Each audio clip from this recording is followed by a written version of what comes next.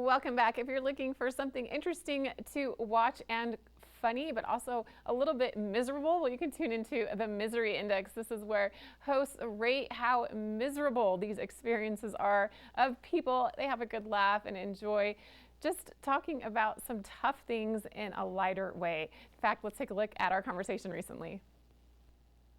Today we are ready to laugh, and we're going to be talking about Season 3 of the comedy game show that is sure to tickle your funny bone. It's returning to TBS, the Misery Index. And right now you're catching up with members of the comedy troupe, the Tenderloins, Joe Gatto and Prince Herb. Thank you so much, Joe and Prince, for being here today.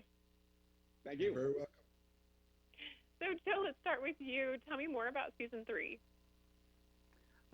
We're back at it, and we're super excited. This is a real fun season of, Misery Index. We've found some really great content that was in there. We found some fun new ways to play the game.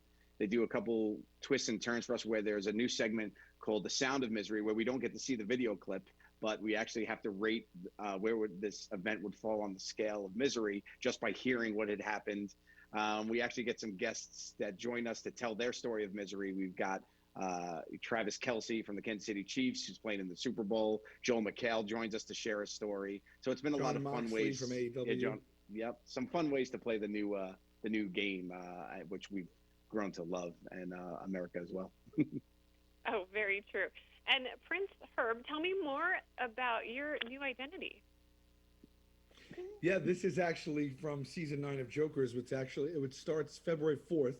I lost, and so my punishment was they actually gave me a new identity. So I now go by Prince Herb for the rest of this season and in real life. In all my press, television, when I go on stage and do stand-up comedy, they call me Prince Herb. Even at Starbucks, when I order a coffee, I have to go by Prince Herb. So it's going to be one of those things that sticks with me for a long time. Kind of speaking of misery, I don't know. I mean, I think everyone thinks it's cute, but I think like my nieces are calling me Prince Herb right now. Oh, so my goodness. it's not the most fun thing on my end. So it sounds like it's going quite well. So, Joe, tell me a little bit more about some fun things that we're going to see this season. Of course, without spoiling too much, but all about misery, and it's funny how much we're all relating to that right now.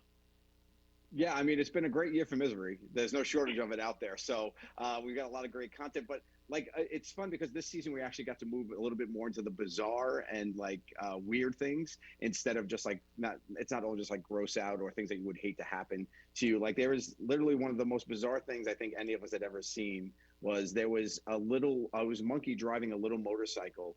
And this family was on vacation walking with their toddler, and the monkey jumped off the motorcycle and ran up to the toddler and tried to kidnap it, literally grabbed the child and got halfway down the alley before the parents scared it off.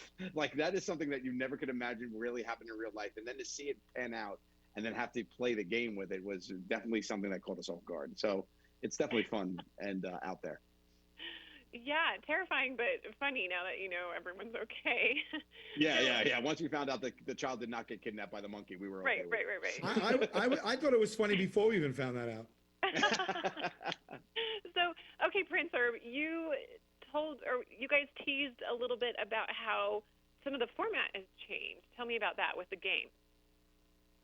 Oh yeah, so this season we kind of because if you've watched it before, it's like it doesn't really play like a regular game show because we're all over that studio. We run into the audience. We just break all convention that way. And now we're actually opening the game up in the actual gameplay. Like we'll have celebrities come on and tell their actual real life horror stories.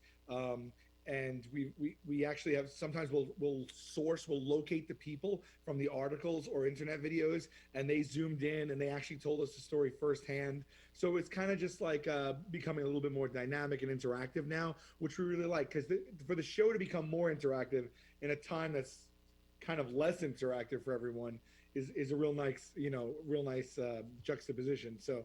Yeah, it's just finding new ways. It's not just the same old game. That's what we do on Jokers. It's kind of what we're starting to do here, where we just kind of push it and evolve the show a bit. Okay, Joe, I'm curious. You have to be honest. Do you ever find yourself in the filming of the show find a scenario that you just don't think is funny, so you have to pretend like it's funny, which makes it funny? Yes. Yeah, I think so. Well, I mean, it's funny because what really gets me is like we all have a different range of misery, the four of us, and we all know each other so well that we know, like, it depends on your teammate. That's what's fun because we get to mix up, right? So I'll be with Sal on some, and I'll be with Murr on some. So, like, if I know Sal really is going to get grossed out by something, I'll stop watching the TV and the Traumatron, like the big TV that shows, and I'll turn just to watch Sal's reaction. And that's my favorite part of the show is literally just watching Sal's skin crawl in real life. Well, so true. I think the interaction between the panelists really makes it even that much more fun. Yeah, So, that's what the game's about for me. That's really, yeah. the clips are the clips, but just to see people like debate these things that really everybody could have an opinion on. It's not trivia. You don't really need any knowledge. You're just, what do you think? So that's a real fun part of the game. That's easy to play along.